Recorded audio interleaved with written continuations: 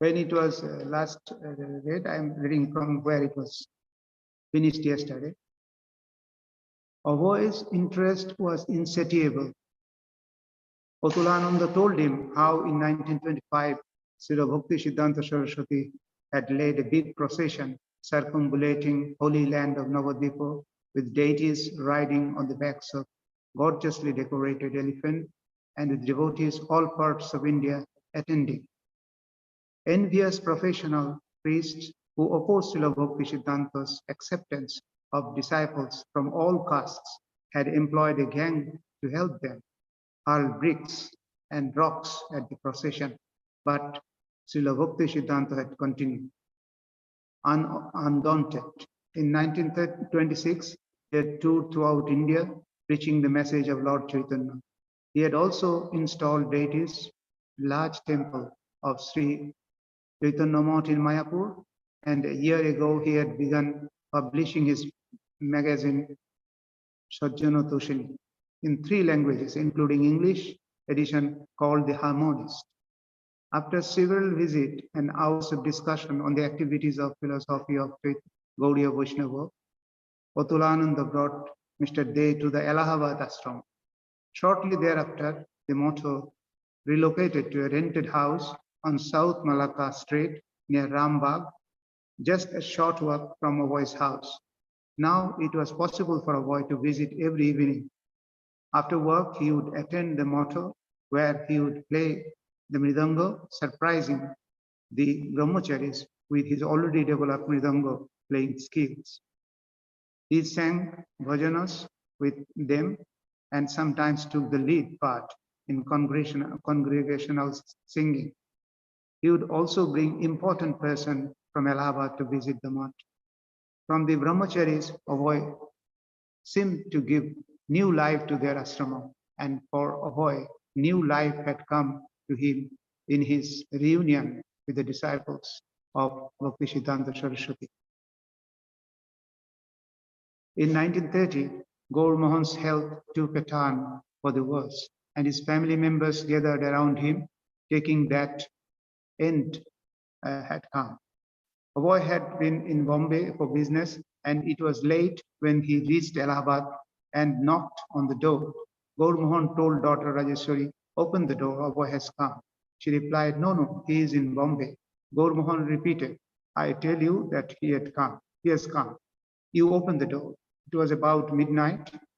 She went downstairs and opened the door and found that her brother had indeed come.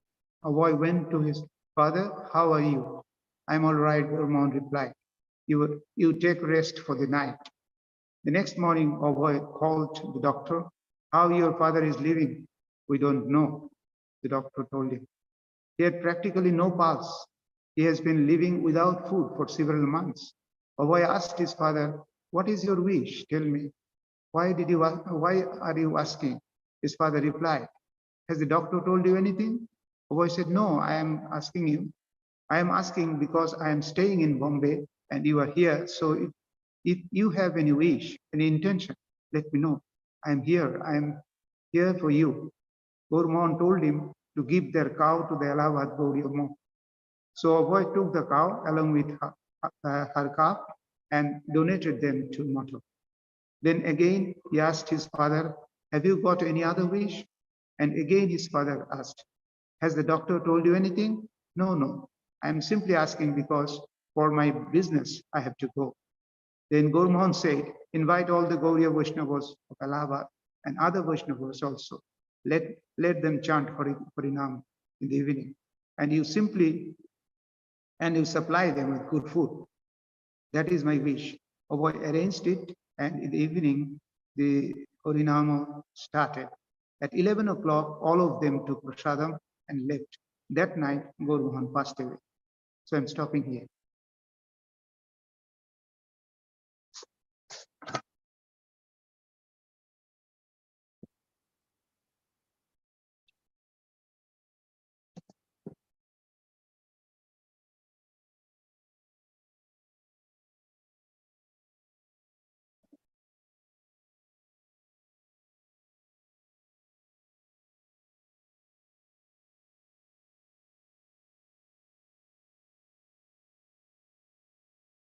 And today we'll read from Srimad Bhagavatam, Canto 4, Chapter 18 and verse 8.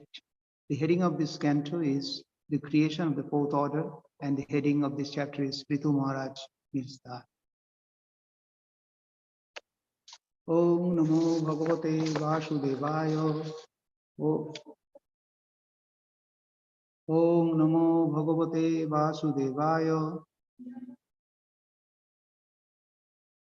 Om Namo Bhagavate Vasudevaya. Narayanam Namaskritya Naranchaiva Narottamam Devim Saraswatim Vyasam Tato Jaya Mudirayet Srinnatam Shakata Krishna Punna Sravana Kirtana Hridiyantastahi Abhadrani Vidhunoti Shurit Shatam Nashta Prayasha Abhadreshu Nittam Bhagavata Sevaya Bhagavati Uttama Shloke Bhaktir Bhavati Naistiki. Mantra Srimad Bhagavatam ki Jai. So, Canto 4, Chapter 18 and verse 18. Verse 8.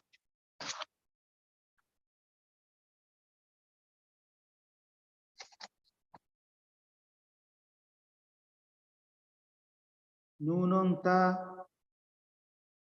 please repeat it for me. Nunanta Virudha Kshina Mui Kalena Bhuyasha Tatra Yogena Trishtena Bhavan Adatum Arhoti. Nunam ta virudha kshina mui kalena bhuyasha. Nunam ta virudha kshina mui kalena bhuyasha. Nunam ta virudha kshina mui kalena bhuyasha. Tatra yogena drishtena Bhavan adatum arhoti. Nunam ta virudha kshina Moi kalena bhuyasha tatra yogena drishtena bhavan adatu marhati.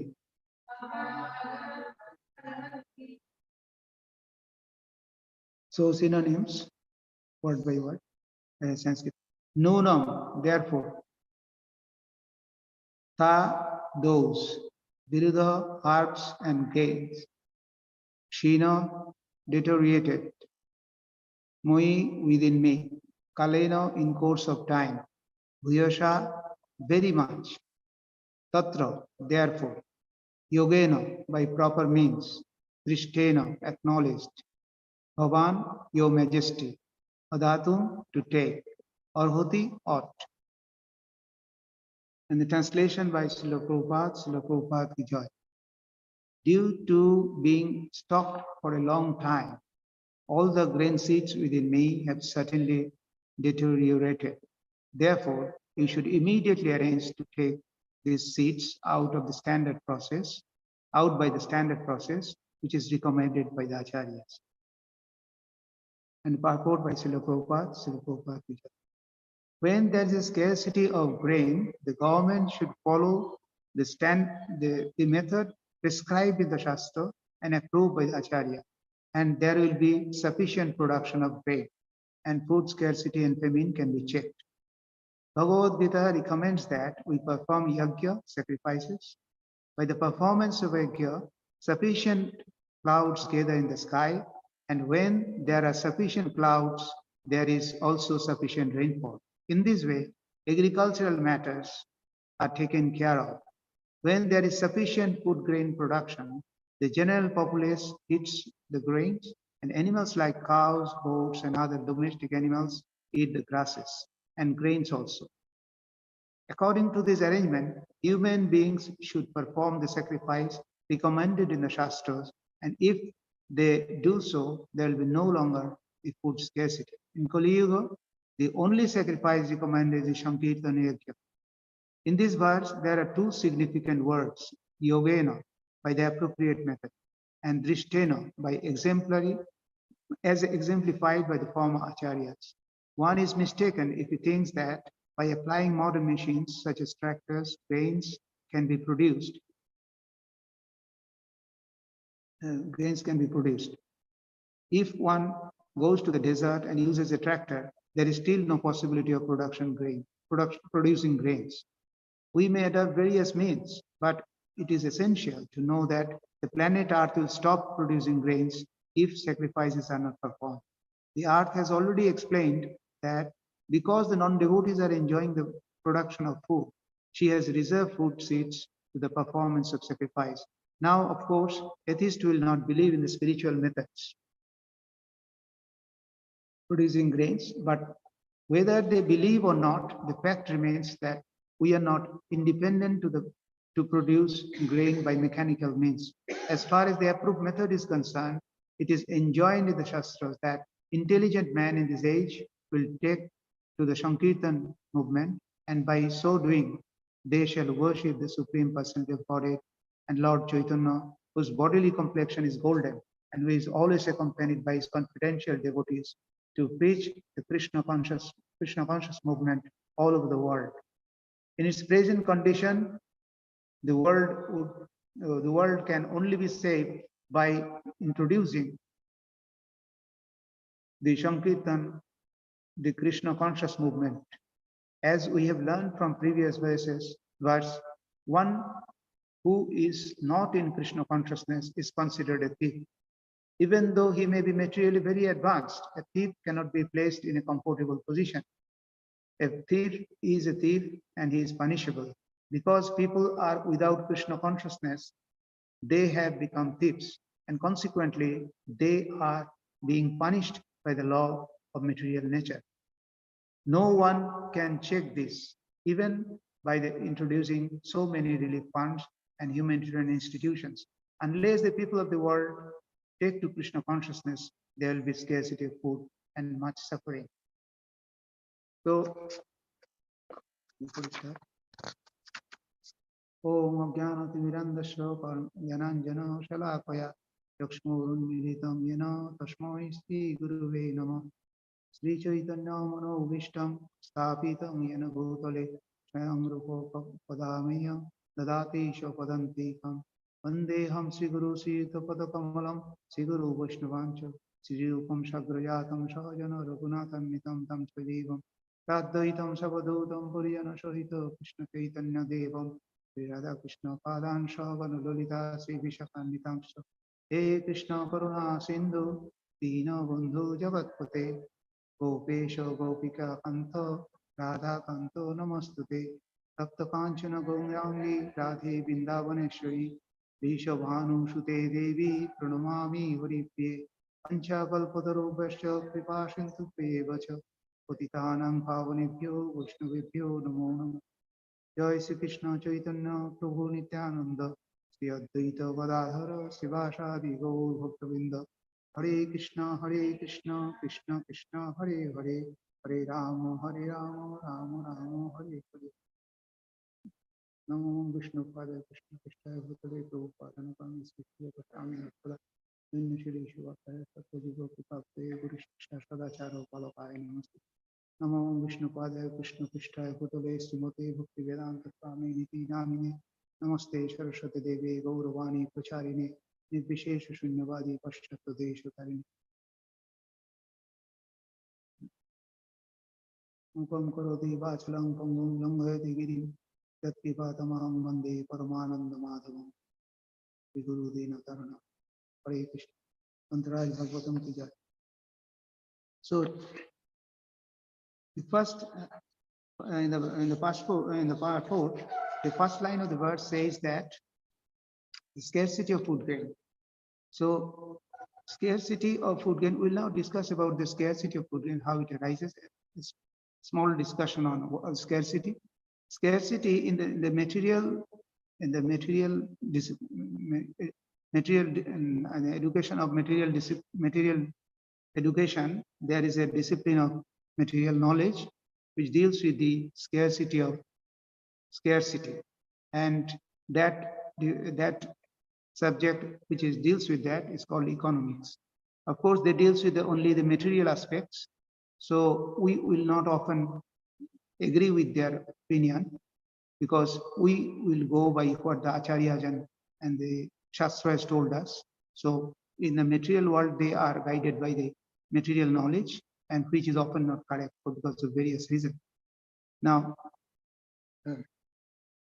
our existence, when in this material world, our existence is conditioned by our material body. Prabhupada has told it often. What is meant by condition? Condition means our original existence, the transcendental soul that is caged inside a body, and because it is inside a body, it is covered, and it is conditioned by the body it has acquired. When the soul is inside the human being, we are a human being. When it is inside an animal, we are that animal. It is a cat or a dog, or it is inside a bird, it is a bird. It is an insect, it is like an insect. So in this way, our existence is conditioned by the body we have. And within this existence of the 4 point of this, within this existence of 8.4 million species of life, we are human being in the human form of life. That is the most exalted position, because the intelligence of the human being is superior to any other living being. That's why in this human form of life, we have got a great opportunity which the God has given us. We have to utilize this for the service of the Lord, so that we know our relationship. We can only understand human being because of their superior intelligence. They can understand what is our relation with the Supreme Lord and how we should lead this life. Now, even in this human form of life, as I have told, it is conditioned, because it is conditioned within the body. We have got the material body, so we have got the material knowledge, we have got the material experience.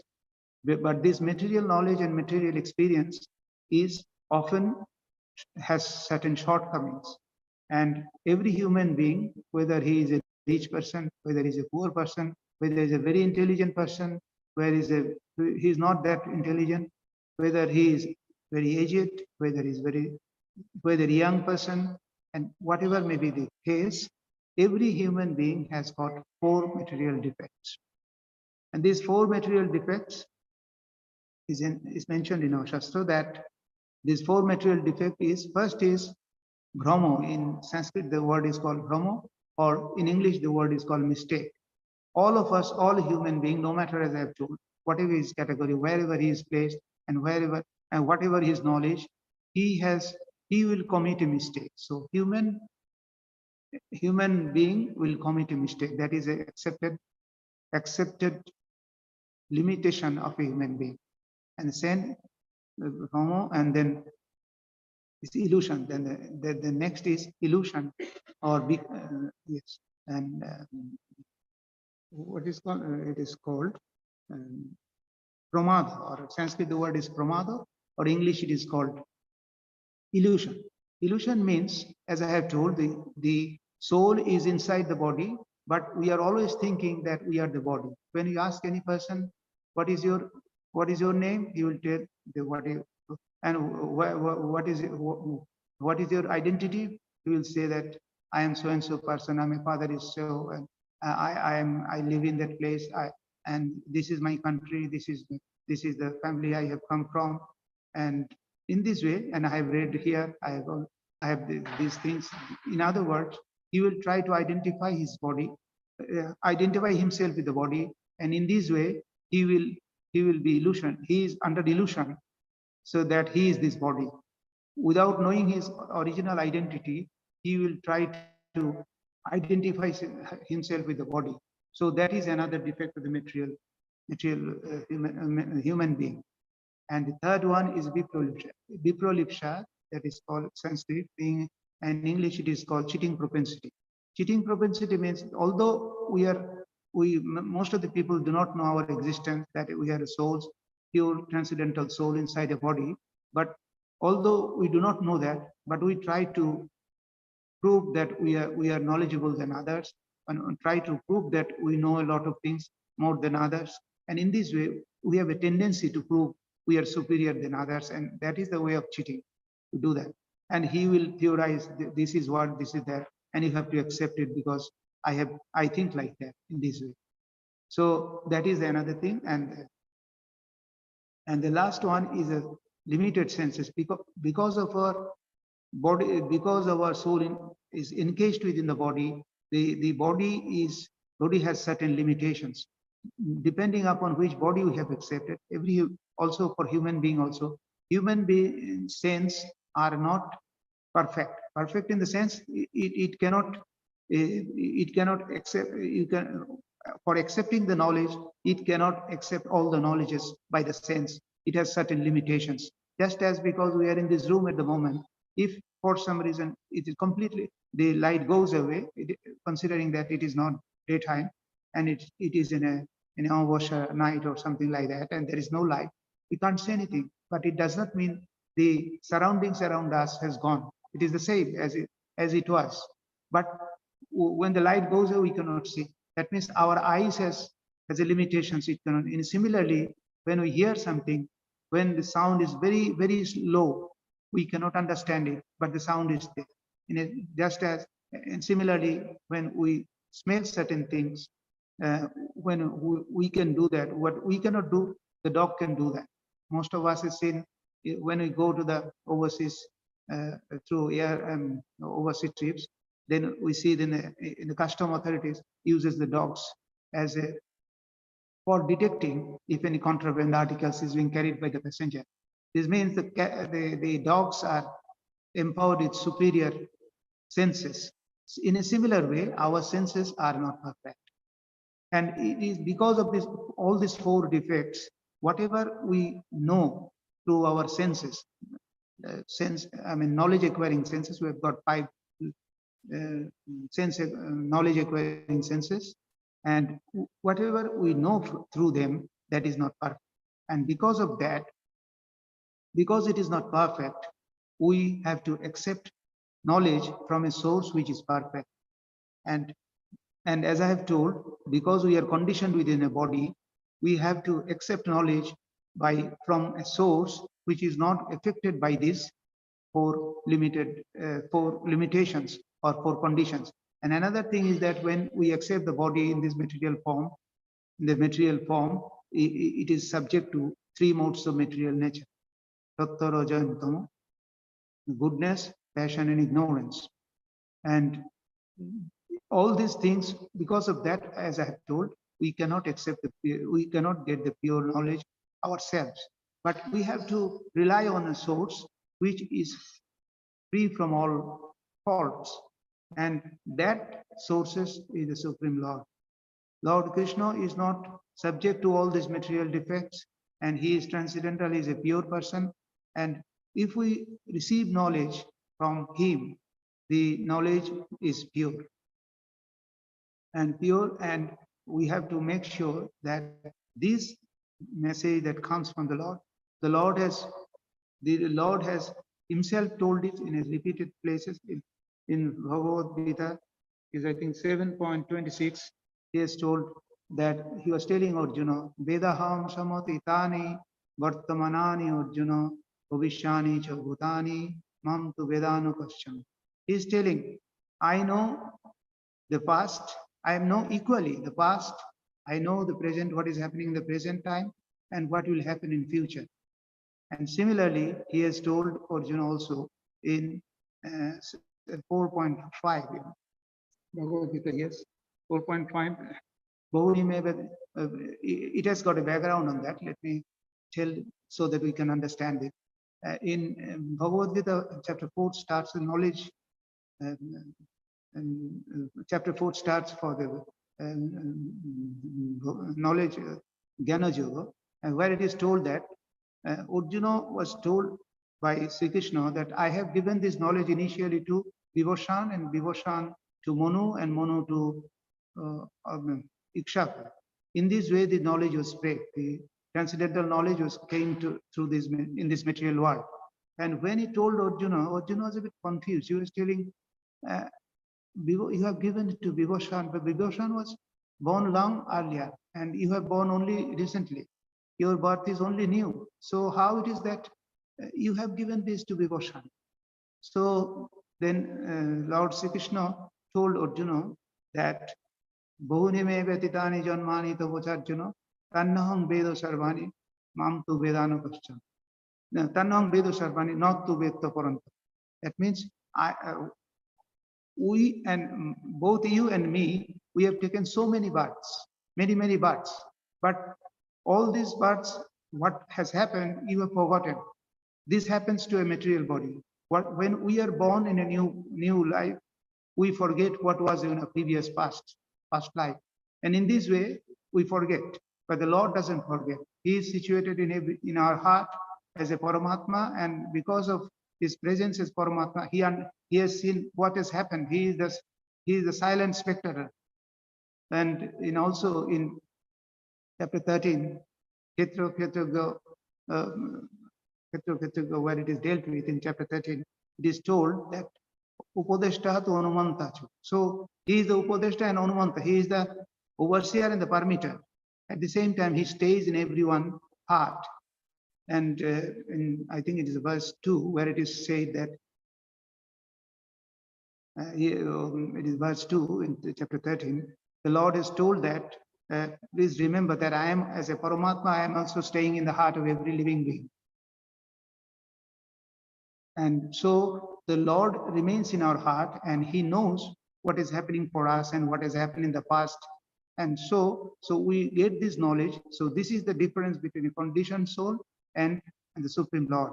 The Supreme Lord is infallible. He doesn't commit any mistake. But a human being is subject to so many defects. So when we accept the proper knowledge, how to accept the proper knowledge, that is also mentioned in Bhagavad Gita itself. In chapter 4, in Jnana Yoga, chapter 434, it is told that Tadvidhi pranipateno pariprashneno sevaya upadekshanti te jnanam janina tattadarshina. But one has to approach a spiritual master. One has to approach a spiritual master, and who is a liberated, who is a tattvadarshi. That means he has got this transcendental knowledge. He has known it, and when a person by his service and submissive inquiry inquires from him, and by the service of the disciple, the spiritual master is satisfied, then he discloses his transcendental knowledge to the disciple. And in this way, by disciplinic succession, this knowledge comes. And when this knowledge comes in this, it is a pure source. The two things is there. The source is pure, and it comes to disciplinic succession, transparent medium of disciplinic succession. So there is no contamination. And in this way, pure knowledge comes from the Lord to us. So to the liberated persons who are, these Tattvadarshis are liberated persons. They are not affected by the 4 stages of the contamination.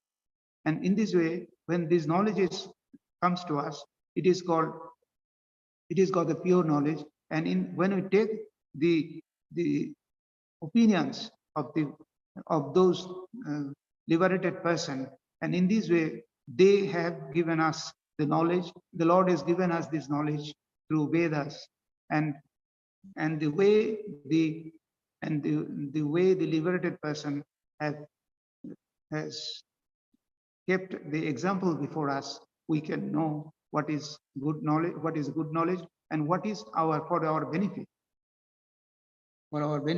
Now the question arises: what is prescribed? And when the Lord has created this material world, He has created this material world, and He is our maintainer.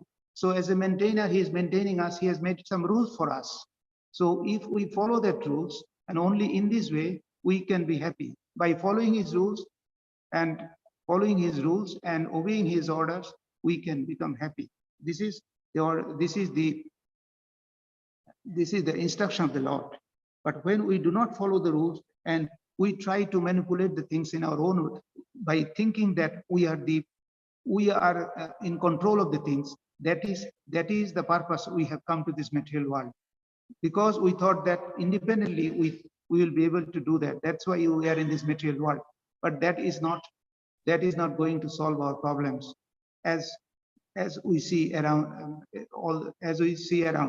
a lot of people think that they can independently of their own can take control of the things, and the problems we see around us is increasing day after day. And particularly in this Kali Yuga, when the people have almost forgotten the Lord. They have not only forgotten the Lord, they are sometimes against the Lord.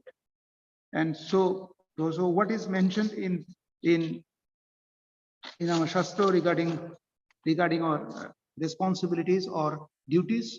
So the first response, the Lord for this material world, the Lord has told us that we have to perform yajna. That means sacrifice, and by doing sacrifice, we can be happy in this material life, and we can go back to the material. We can go back to the Lord after the end of this material life. So in Bhagavad Gita chapter 3 verse 10, it reads like that: Yagya praja sishta puro vacha prajapatihi anena prashavishaddham esha bosto ishta kamadhu. Means in the beginning of creation, Srila Prabhupada is translated like that. In the beginning of creation, Sri Krishna, who is the Lord of all creatures, sent forth generations of men and demigods along with the sacrifice of Vishnu and blessed them by saying, "Be thou be happy by this yajna sacrifice, because its performance will bestow upon you everything described for living happily and achieving liberation." And the next verse is saying, "The Devan bhavayata anena, to Deva bhavayantu va parashparam bhavayantu sreya param avapshatah." That means the demigods being pleased by the sacrifice will also please you, and thus by cooperation between the men and demigods, prosperity will reign to all. So this is the process suggested by the Lord, that by our yajna or the sacrifice, we satisfy the demigods. And who are the demigods? They are in charge of various departments of the cosmological order the Lord has created. And the Lord is not directly controlling the material world, but he is indirectly controlling through the demigods, and that he is full charge of. Some people sometimes think that it is in the nature, it is happening like that, but the Lord has told that he is the controller. Maya dhakshana prakriti, he is the controller, and through the demigods he is getting it done. So in this way it is happening, and through the demigods, there is a demigod for the rainfall, the demigod for the sun, and demigod who rain and air, and it is Indra. And similarly, Surya Dev gives us sun, gives us heat. And in this way, there are different demigods who are providing us the necessaries of life in this material world. So if we perform yajna and satisfy them, and in turn they will supply us the necessity of life. And the Lord further says that in the next, regarding the yajna, he is telling that in charge of various, Ishtan Bhavan O Deva Dashante Yajna Bhavita Toir Dattana Pradayabhyo Yo Bhunte Steno Evasha. In charge of various necessities of life, the demigods, being satisfied by the performance of yajna, will supply all the necessities to you, but who enjoys such gifts without offering them to the demigods in return is certainly a thief. So the word steno here, it is mentioned, steno evosha, means he is certainly a thief. That means the word steno, why is a thief? Because Srila Prabhupada is told that those who are not in Krishna consciousness are really all thieves.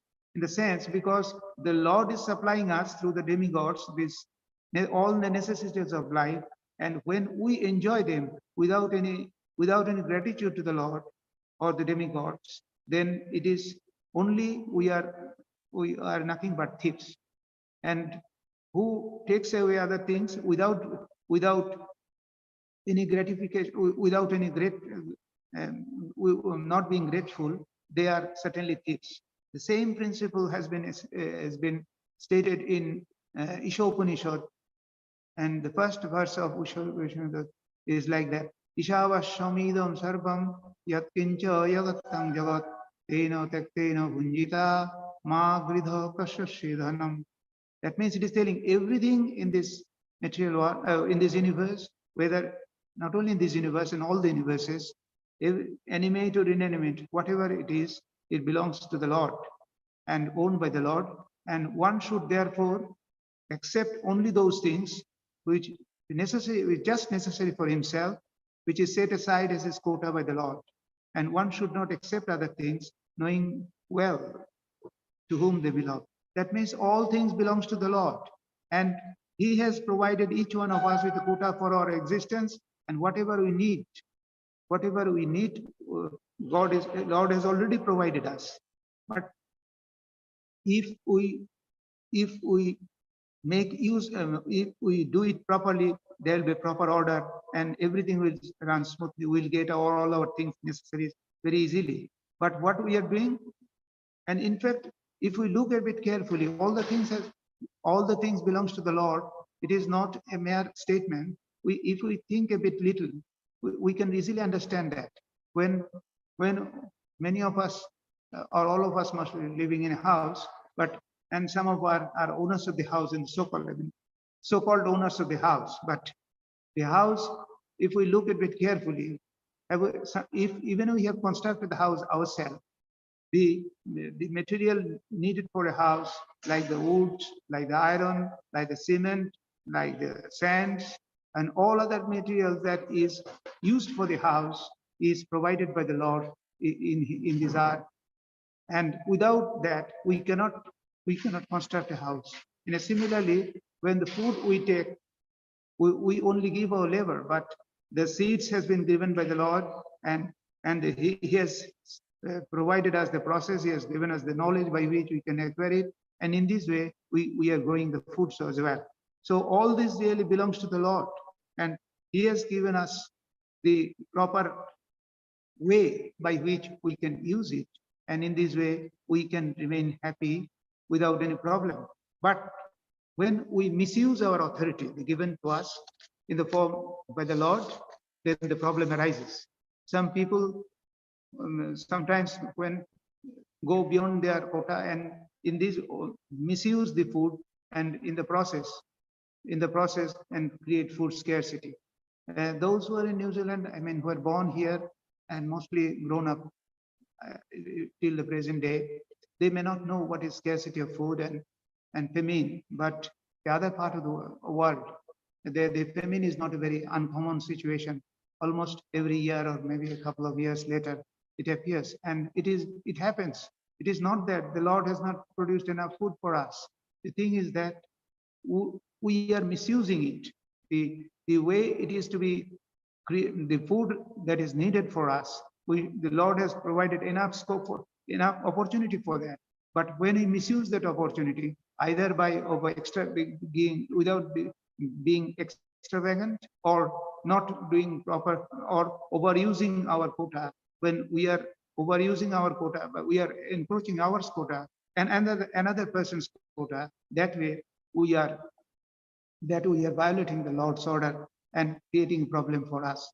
So this way, the food is wasted and other people are deprived of their food, and there is food scarcity.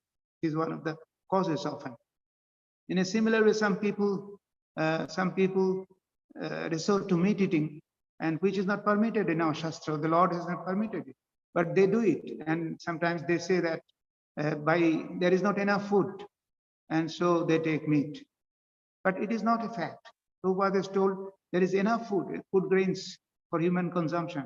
And if we take care, we can sufficiently meet our needs. And not only that, we can supply the needs of other animals and other things who cannot produce themselves. But human people can prepare it themselves. And so they supply it to them also. The animals also had no problem. So there is enough food, but misusing the Lord's authority or acting in our whimsical way, we create problem for us. In a similar, the last, in the same verse, in after that, 12 verse 13, it is told that Yagya Shishta Shino Shanto Muchante Sharva Pilvishoi Munjate Te Togham Papa E Pachanti Atma Karanat. That means he is telling that the devotees of the Lord were released from, because in Krishna consciousness, as we know, when in the prasadam, before we take the prasadam, we pray to the Lord and we offer it to the Lord. And when we take also, we pray to the Lord that you have given us this food and we are accepting it. So who doesn't do that? They are really eating sin, because this is what is being told. I'm just reading the purport of the, sorry, not the translation of that, given by Srila Prabhupada. The devotees of the Lord are released from all kinds of sins because they eat food which is offered first for sacrifice. Others who prepare food for personal sense enjoyment verily eat sin. So we should be very careful to know that the laws of karma operates, and if we do not perform our duties as is given in our shastra, we verily incur sin. And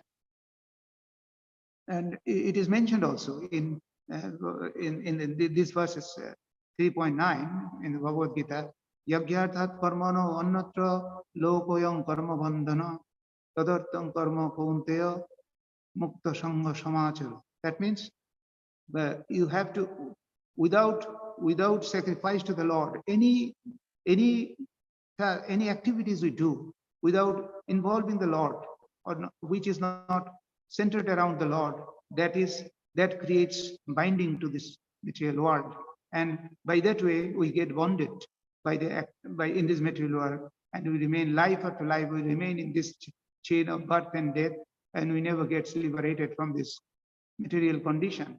So we have to know that, because unless we are aware of that, ignorance is not an excuse, and we cannot be free from that reactions of that activities which we perform. So by performing yajna of the demigods, and demigods, when they are satisfied, they are part and parcel of the Supreme Lord. The Supreme Lord is also satisfied. And in Bhagavad Gita in 5.29, the Lord has told that he is the real enjoyer.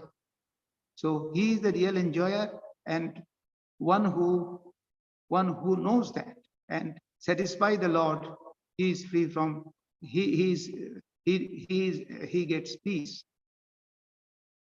And so we should know that, and by doing this way we should perform yajna, and by doing yajna we can be free from this material contamination and free from the reactions of material nature. But performance of yajna in this present days, particularly the fire sacrifice nowadays, is very difficult. Difficult because what are the reason for that? First is purity of material. The materials are very contaminated nowadays. Pure ghee that is to be given, and all other material that is needed, it needs pure things to get the benefit of that. But pure material is very difficult to get nowadays. And the second item, scarcity, is that brahmanas with proper knowledge, who knows properly how to perform the yajnas, and that is also scarcity of the knowledgeable brahmanas. And third is purity of the place. Maintain the purity of the place is very difficult to maintain for various reasons. The purity of the place, we cannot often keep it. So without all these things, when we perform yajna, the results will not be beneficial for us, or in other words, we cannot get the proper result. So what should we do in this case, in the present case, in the Kali Yuga, in that case? What you will do in that case is, this present age, it is Sankirtan Yajna that has been prescribed for this present age.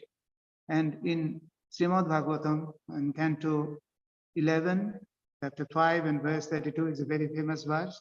Krishna Varnam Trisha Krishnam Shango Parshasto Parshadam Shango Pangastro Parshadam Jaggoi Sankirtana Prayo Yajantihi Shumedasha. That means in the age of Kali Yuga, in this age, the intelligent person perform congregational chanting to worship the incarnation of the Godhead, who constantly sings the names of Krishna.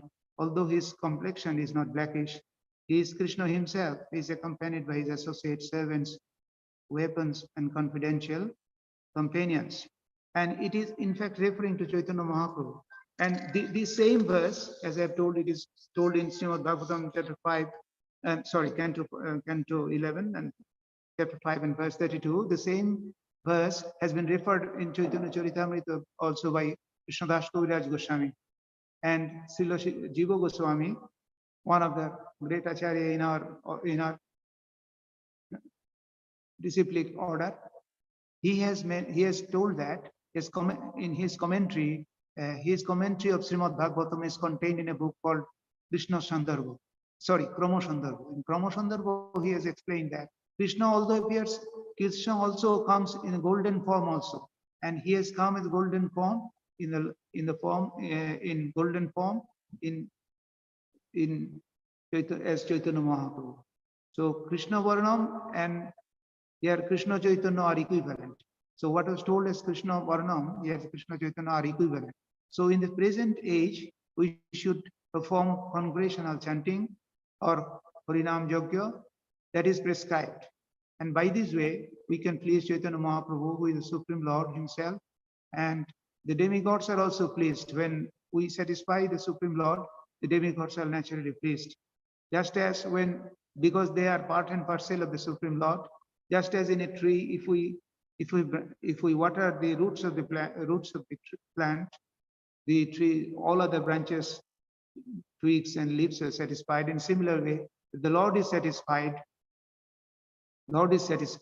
everything, every demigods are satisfied, and when they're satisfied, we get he helps us to get our needs fulfilled. And as I have told, he is the ultimate enjoyer of everything. Everything is being, we should do everything for the satisfaction of the Lord. And Lord has told that he is the enjoyer of everything. In 529, he has told, Bhuktaram Yagya Taposham Sarvaloko Mahesharam Turidam Sarvabhutanam Yattamang Shantim Richati. A person in full consciousness of me, knowing me to be the ultimate beneficiary of all sacrifice and austerities, the Supreme Lord of all planets and demigods, and the benefactor and well-wishers of living entities, attain peace from the pangs of material miseries. As we have told, that when we satisfy the Lord, he in turn satisfies us. And one of the advantage of this age of Kali, although this age of Kali has so many defects, the people have small span of life, and also the intelligence is less.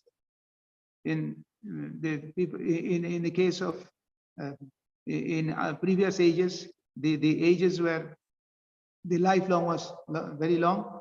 In Satya Yuga, in Satya Yuga it was 100,000 years, and Treta Yuga it was 10,000 years, and in Dapur Yuga 1,000 years, and in this Kali it is 100 years. So the lifespan has come down, and similarly is our memory. The memories have also come down, as we know that all the scriptures were previously where people could hear it and could remember it, but now even what we hear yesterday we can't remember today. So that is the situation for everybody. So but what is the advantage of this age? As Sukdev Goswami is telling to Parikshit Maharaj, Kalir dosho nidhi rajan vastihi eko mahan gunaha kirtanadevo krishnasya mukta sangha param brajet. It means he's telling, my dear king, although Kali Yuga is an ocean of faults, there is still one good quality about this age. Simply by chanting the Hare Krishna Mahamantra, one can become free from the material bondage and be promoted to the transcendental kingdom.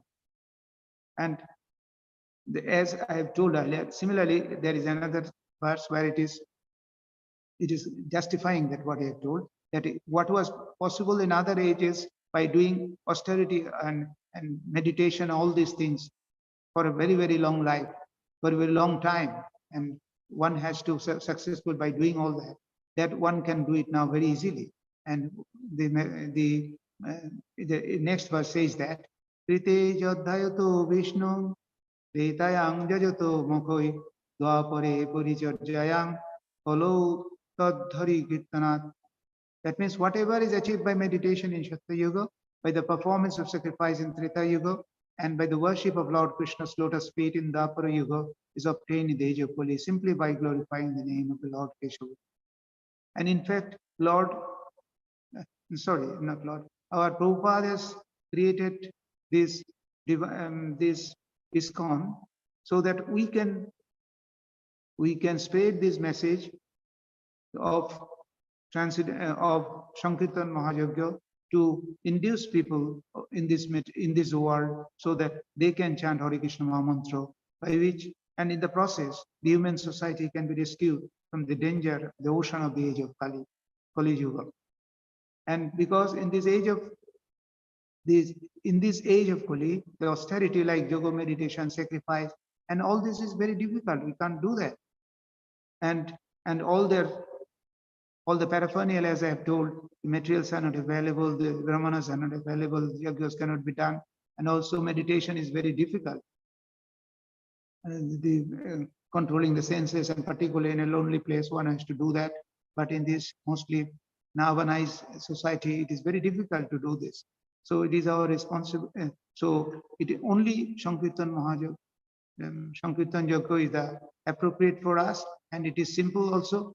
And by doing this, the human society can be relieved from all its problem, because the Lord will take care of that. And it may not agree, the materialistic people may not agree with that, but that is the only solution the Lord has provided us. And if we do that by Sankirtan Mahayagya, we can satisfy the Lord in this life. We can also go back to our own abode, the Supreme Personality of God, abode of the Supreme Personality of Godhead. And in this way, we can make our life successful. And it is also our responsibility, those who are ignorant of this knowledge, we should propagate it to them so that they can also take advantage of this. And in this way, we can bring to welfare of the whole human society at the present day. With that, I am concluding. Hare Krishna.